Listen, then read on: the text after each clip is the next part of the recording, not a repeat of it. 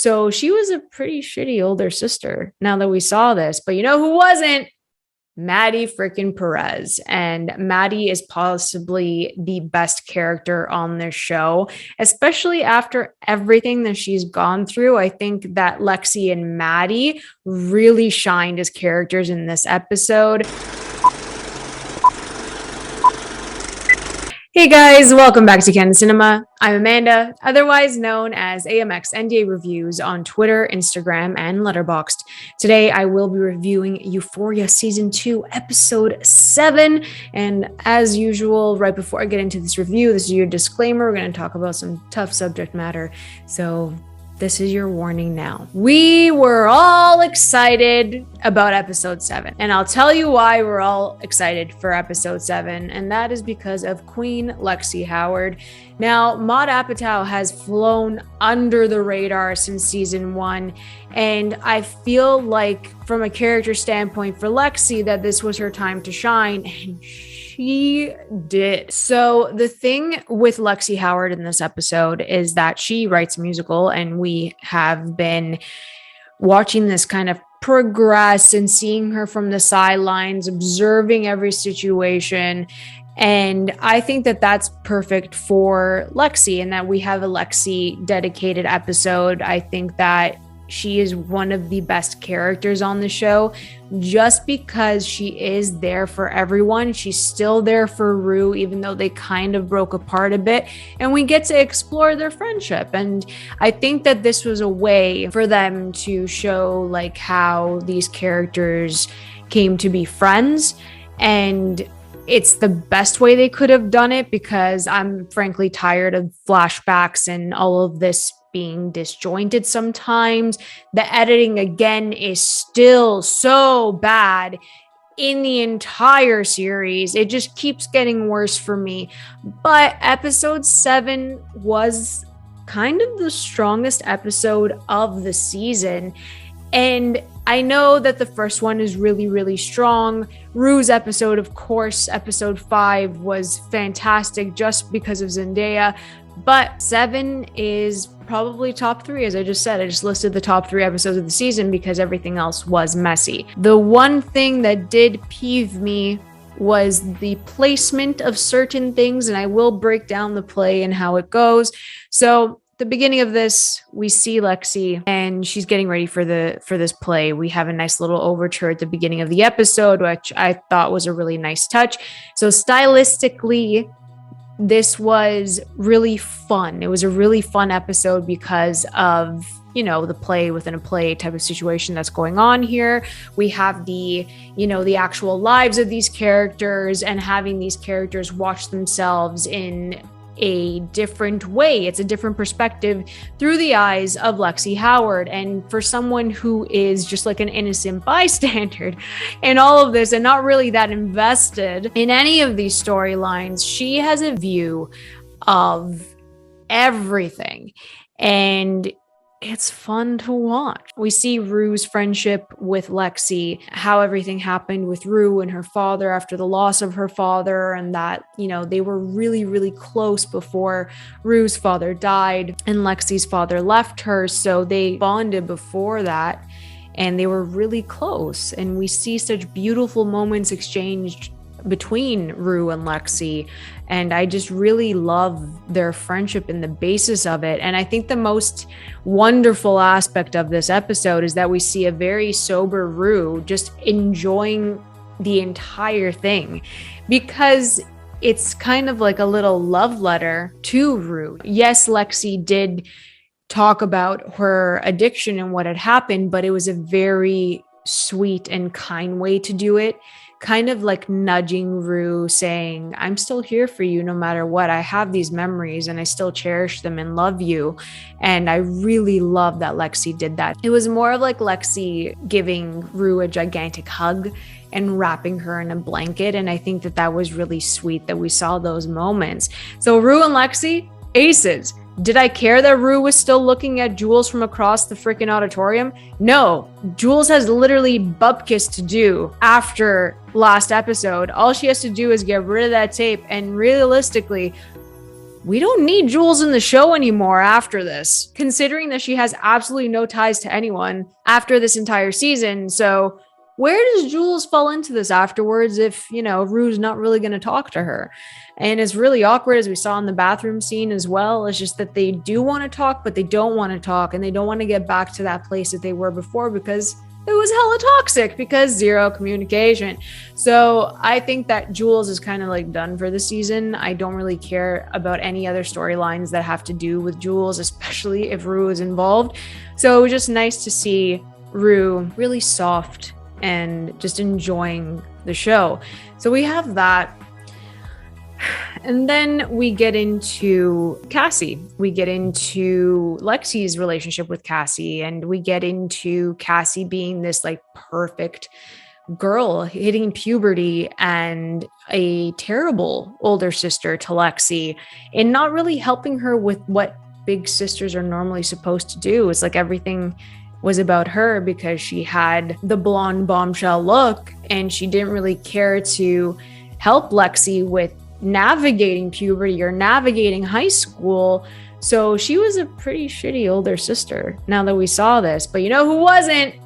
Maddie freaking Perez. And Maddie is possibly the best character on this show, especially after everything that she's gone through. I think that Lexi and Maddie really shined as characters in this episode. I do think that they had their time to shine, Alexa Demie and Maud Apatow, in this episode and the entire season, to be honest. So they have a little moment because Maddie and Cassie are besties.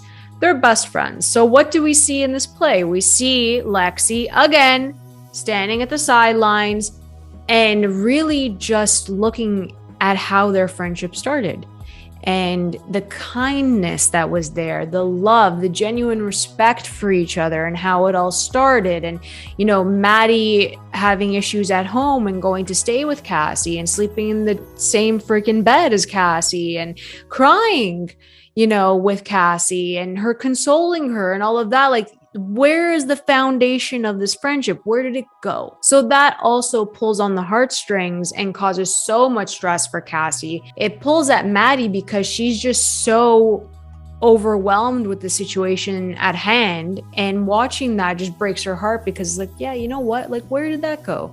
Where did that love go over a white man who isn't even attractive? He's just tall. So I think that, again, they need to sit down and have a conversation because, as I said at the beginning of this, the placement that pissed me off the most, just because they wanted the parallel moment of her banging on the door and all of that and having it kind of fit into what was happening in the play, was when it was cut from episode 5 that Maddie followed Cassie up to the bathroom.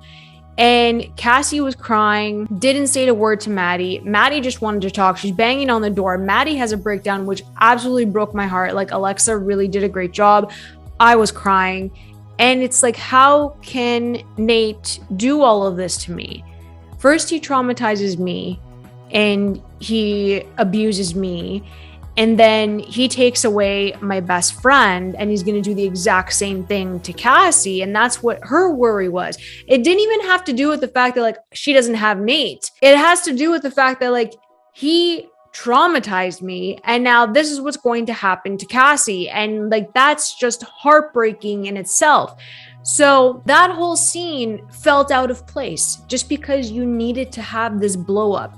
But that is an emotional moment that in the 5th episode, while Rue books it, I personally think that they could have placed it there and it would have made more of an impact, considering what happens in episode 6 when Nate has to get the disc from Maddie and does all of that to her with the gun in that episode. So it's just like, you could have made such strong moments even stronger for these characters. I don't know why he plucked it from that moment. I think it lost all of the hype between Maddie and Cassie. So if you're going to do like a flashback of similar moments in their friendship, I think that that was just an extra step that didn't need to be there, because the impact, the emotional connection between Cassie and Maddie was during the play.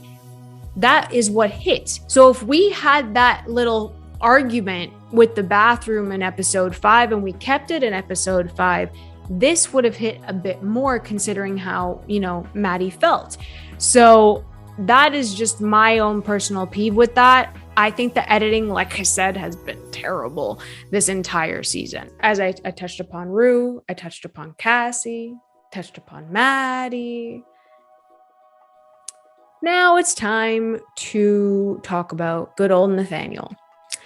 And this is the best moment in both seasons, where Lexi literally puts Nate on blast and just destroys him with one musical number. And the entire season, when Kat's dating Ethan, Kat also doesn't realize that Ethan has this fiery spirit at all, because guess what? Sam Levinson chose not to dive into their relationship. They could have been having some bomb times and we wouldn't know about it, because you just wasted Kat's character. Like, literally, the screen time for Barbie Ferreira has been abysmal this season. And what they did with her in episode 7, like, just pure stupidity. And you might as well have just, like, not included her in the show at all and call it, because that was just a disservice to her character and everyone that loved Kat in the first season. So I absolutely love this musical number. I thought it was choreographed extremely well. I could not stop laughing, and it was perfect. I thought it was really, really well done. The other things that happen in the episode where you're so invested in the play and then Levinson takes you out of the play and puts you in the reality with these characters.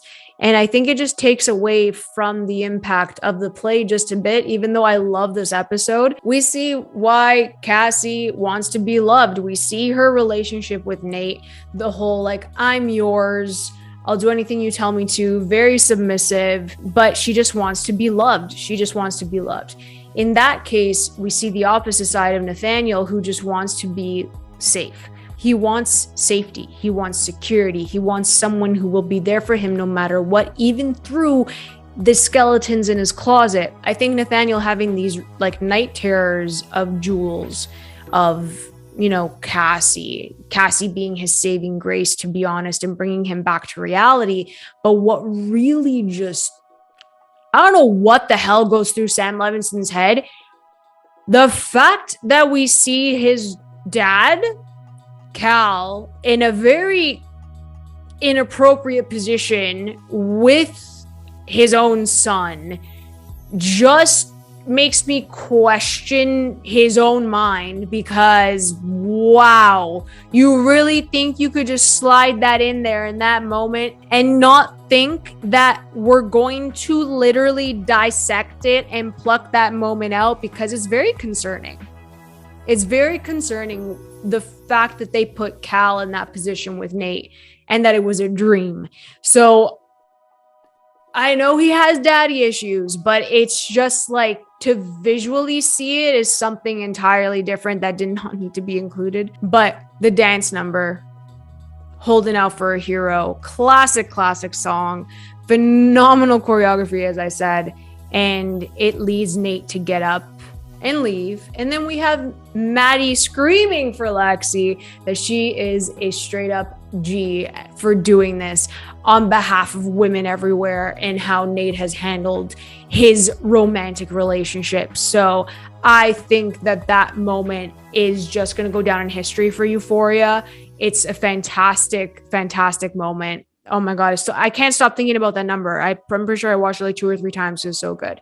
So that prompts Nate to leave. Cassie, of course, the lovely wifey that she is, runs off and chases after her bae. Nate says that was extremely homophobic, as if he is now the president of the LGBTQ plus community, because he can say that it's homophobic after everything that he's done. And Cassie's like, let's talk about it, like, where are you going, blah blah blah, I didn't know she was gonna write that, all this mess, blah blah blah. And Nate's like, she's your sister, why wouldn't you know? Granted, okay, but Cassie's like, trying to hold on to Nathaniel, and he's like, peace out, I'm done, I can't do this. Well, this was my favorite shot of the entire episode, okay? We have a dark hallway. Sydney Sweeney is approaching the door to the auditorium, and she stops in the little window looking in like it's a freaking horror movie with crazy eyes ready to snap. And I was freaking out. I literally sat up and I said, oh my gosh, she's gonna snap. Oh my God, I can't wait. And then Sam Levinson pulls the to be continued for next week. That's how you do a cliffhanger, because we all know my girl Cassie is about to snap because she just lost her man. It's going to be crazy considering what I saw in the preview for next week. I am very excited for the series finale. More importantly, I am excited for Maddie and Cassie to have this out. Not in front of everybody, because that's what kind of looks like it's going to happen. So I'm excited for the two of them. I'm so excited to watch Sydney Sweeney go off the deep end. I can't wait. She's going to be amazing. The one thing that I will touch upon very quickly is that Fez promised Lexi that he would show up, and he did not. He was ready to go with roses, a nice little suit and tie, no tie, whatever makes him look better, because he asked Faye, which was really, really cute. And he doesn't show up. He doesn't show up. We don't know why he doesn't show up yet. But there were some issues with Ashtray, with Faye and her boyfriend, and he does not make it out of the house. So again, the editing and the timeline of when any of this happens, I don't like that he's doing that. It's a choice, but of course, it's all in Lexi's head, so it's Lexi's perspective at the end of the day. I don't want any deaths, but it's inevitable at this point. I don't know who they're going to kill off. I really hope that they just tie up the loose ends. There's so many loose ends, especially with Lori and Rue. It's like that didn't even happen at all. So that you have to get back on track with that. So this is how I felt about episode 7. I really enjoyed it. Let me know if you liked episode 7, if it's top 3 of the season. It is for me. I thought it was really strong. If you guys enjoyed this video, please like and subscribe. You can always follow me over at AMX NDA Reviews on Twitter, Instagram, and Letterboxd. I'll catch you guys next time. Keep watching movies.